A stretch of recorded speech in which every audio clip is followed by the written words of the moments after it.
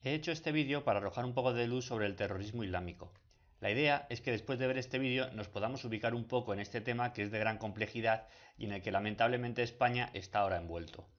Lo primero es decir que Dios en inglés se dice God y en el idioma árabe se dice Alá.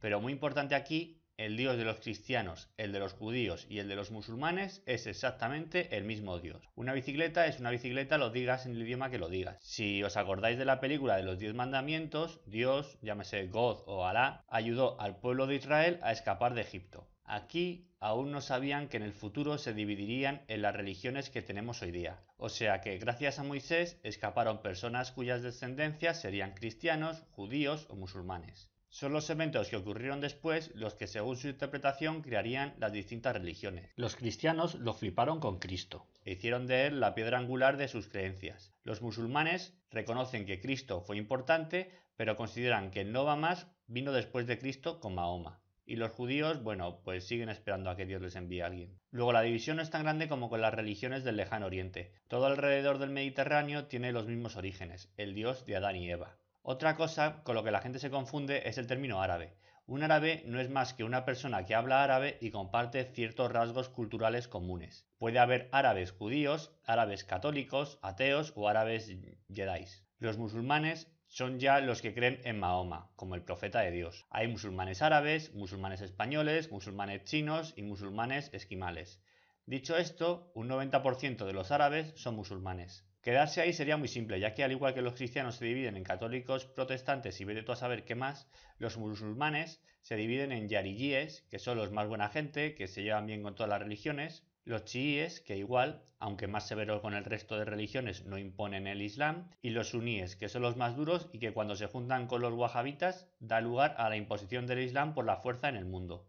Los yariyíes y los chiíes se rigen por el Corán, y los suníes por el Corán y los sunas. El Corán recoge lo que dijo Mahoma, y los sunas recogen una serie de cosas que otros dicen que hizo o dijo Mahoma.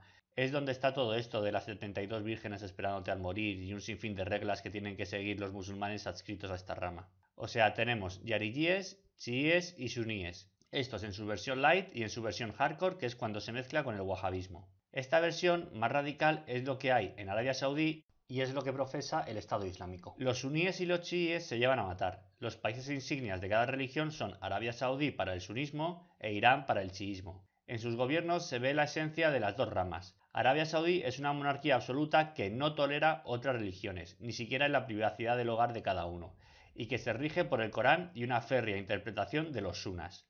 Irán es chií y es una democracia, donde una autoridad religiosa vigila que el gobierno se comporte de acuerdo con el Corán, y donde las otras religiones, aunque con dificultades, son toleradas. Me parece que así, sin entrar en detalles, viendo estos dos países se ve claramente las diferencias de las dos ramas mayoritarias. Suníes y chiíes, saudíes e iraníes se odian, como los católicos y los protestantes en el Ulster, o como Francia con el resto del mundo a lo largo de toda la historia de la humanidad.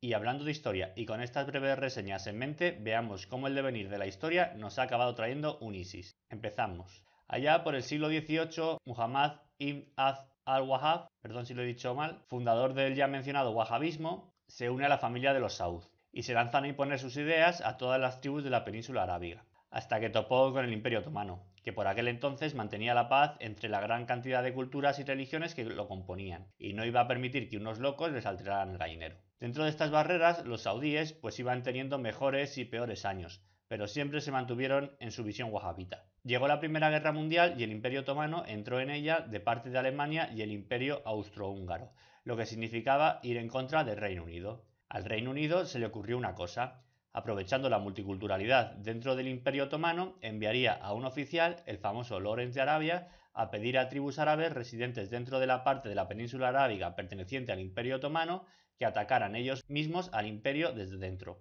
Así que esta tribu, que fue los hachemitas, que por aquel entonces guardaban los lugares sagrados de la Meca y Medina de la invasión saudí, accedieron al trato con los ingleses. A cambio, Lawrence de Arabia les prometió las tierras de la actual Siria e Irak y la parte de la península arábiga perteneciente antes de la guerra al Imperio Otomano. La guerra acabó. El Imperio Otomano se descompuso gracias en parte a la ayuda de los hachemitas y los ingleses incumplieron la palabra dada por Lawrence de Arabia. Crearon Siria, que se la dieron a los franceses, e Irak, que se la quedaron los ingleses. Por supuesto, estas delimitaciones se hicieron sin atender a la cultura o la religión de los pobladores de esas tierras. A los hachemitas, por su parte, los dejaron seguir guardando los lugares sagrados de Medina y la Meca, pero sin la protección del Imperio Otomano cayó en manos del voraz wahabismo saudí, quienes ocuparon casi toda la península arábiga. Al final, los hachemíes fueron reubicados en Jordania, y los lugares sagrados de Medina y la Meca quedaron monopolizados por los suníes wahabitas. En Irak y Siria, al ser una amalgama de culturas, antes pacificadas por el puño de hierro del Imperio Otomano, empezaron a haber revueltas. Además, los franceses e ingleses empezaron a pasar del tema. Y bueno, por unas cosas u otras, con la pujanza del socialismo, los socialistas se hicieron con el poder. Porque no hay una ideología que, aunque errónea, mole más que el socialismo. Ni religiones ni vergas en vinagre. Así que los socialistas empezaron a gobernar con mano de hierro Irak y Siria. A todo esto se descubre el petróleo en Arabia Saudí y se empieza a exportar a saco paco a Estados Unidos, los que en pago envían sus dólares. Como Estados Unidos estaba endeudándose en una guerra sin sentido contra el comunismo, volvía a cambiar esos dólares por títulos de deuda. Por aquel entonces todavía China no estaba en el panorama internacional para comprar esa deuda. Por lo que Estados Unidos y Arabia Saudí se hicieron amigos, y el ejército estadounidense empezó a mimar a Arabia Saudí, a pesar de que en Arabia Saudí no se respeten los derechos humanos. Ahora es importante tener una visual de cómo están más o menos repartidos los suníes y los chiíes en este área, para entender los acontecimientos posteriores. Los chiíes están en Irán, como ya mencionamos, y los suníes en Arabia Saudí. Los suníes odian a los chiíes y no van a dudar en ayudar a Irak a atacar Irán. Pues bien, como en Irak había mucho chií y Saddam era presi y era suní, aunque era socialista, este temía que Irán iniciase una revolución chií en Irak. Esto, unido a un problema con la delimitación fronteriza, hizo que con la ayuda saudí y estadounidense, Irak se lanzara a la guerra contra Irán. Esta guerra acabó en tablas, pero Saddam aprovechó la ayuda recibida para gasear a las minorías que le estaban haciendo la vida imposible. La ONU intentó condenar estos ataques con gas, pero el poder de veto de Estados Unidos hizo que se mirase para otro lado. Estados Unidos seguía en lucha contra el comunismo. Ahora la Unión Soviética azuzaba a las tribus talibán en Afganistán.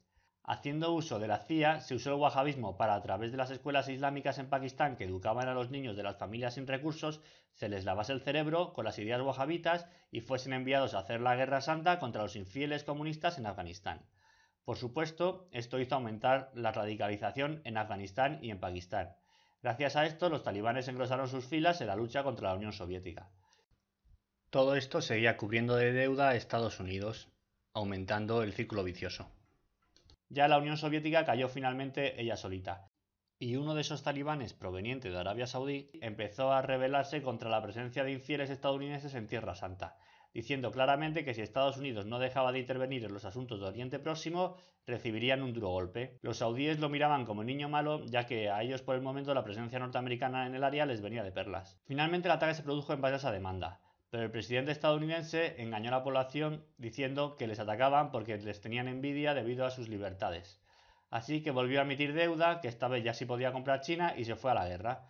Una guerra que aún sigue. Aprovechando el tirón, también invadió Irak de forma ilegal, junto con dos amigos que no dudaron en traicionar a sus países para hacerse coleguillas del presidente estadounidense. Y los saudíes, como estrategas mirando un tablero, callaron y otorgaron. Tras la invasión, el puño de hierro socialista desapareció, y allí se creó la mayor democracia de la historia. Bueno, no, perdón, el mayor caos de la historia. Los musulmanes no son tan complacientes como los japoneses cuando se les invade. Los musulmanes luchan con uñas y dientes, y el país, si bien derrotado militarmente, era y es ingobernable. Con el cambio de presidente en Estados Unidos hubo poco cambio. Se inició una guerra en Yemen a petición de Arabia Saudí y se empezaron a usar drones, lo que hizo que hubiese menos militares estadounidenses muertos, pero que empezaran a bombardearse objetivos por error, como hospitales, bodas o tropas locales que luchaban contra el ISIS. Este tema se trata de manera excelente en la película National Bear. Esto aumenta el odio contra Estados Unidos y hace que su deuda también aumente. Además, de acuerdo con las filtraciones de Wikileaks, Estados Unidos estaba interesado en que otros países árabes de corte socialista se desestabilizasen. Y voilà, como un equipo de natación sincronizada, todos se desestabilizaron. En algunos, como Libia, Occidente dejó de guardar las apariencias y directamente la OTAN intervino a favor de los rebeldes, después de lo cual también se creó la mayor democracia en el mundo. Pero volvamos a nuestra zona. Siria empezó a desestabilizarse.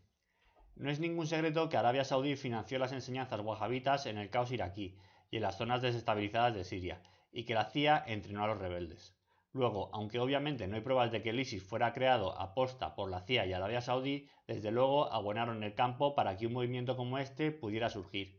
Una financiación directa de Arabia Saudí es de hecho la explicación más lógica a la capacidad operativa del ISIS y a su poderío económico mayor que el de Al-Qaeda.